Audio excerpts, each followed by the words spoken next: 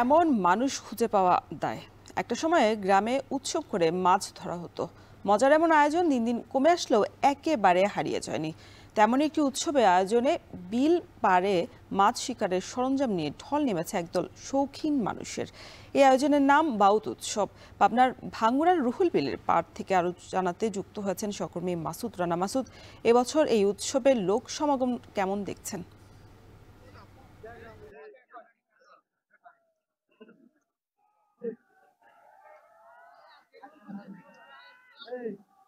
ধন্যবাদ রওশন। আমি এখন দাঁড়িয়ে আছি ভাঙ্গুড়া উপজেলার রুহুল বিলে।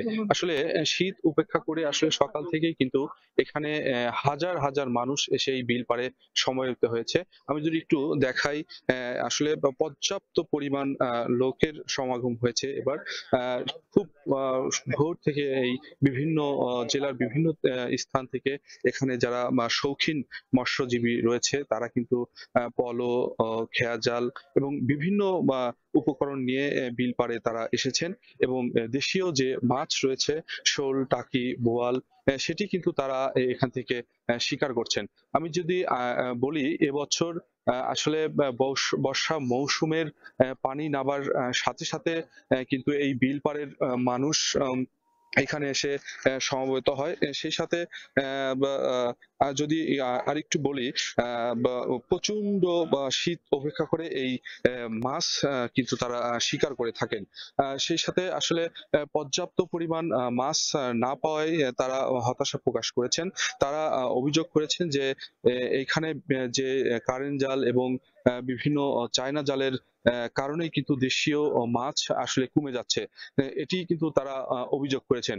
আর একটু যদি বলি, আসলে পাবনায় বেশ কয়েকটি বিল রয়েছে।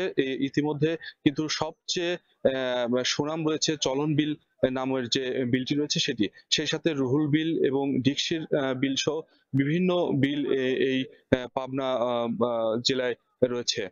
আরো একটু যদি বলি, যে এখানে যে সাধারণ মানুষ কিন্তু প্রতি বছর নভেম্বরের শেষ থেকে ডিসেম্বরের শুরুতেই কিন্তু এই বিল পাড়ে সমবেত হয়। সেই সাথে মাছ শিকার করে।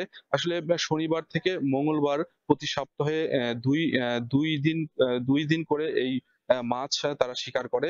এই তাদের মাছ মাছ তারা তারা পর্যাপ্ত পরিমাণ না পাওয়াতে তারা ক্ষোভ প্রকাশ করেছেন।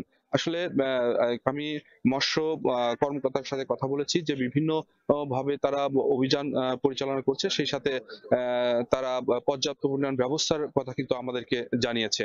এই ছিল আমার কাছে। বাউত উৎসবের খবর জানাতে পাবনা থেকে যুক্ত ছিলেন মাসুদ রানা।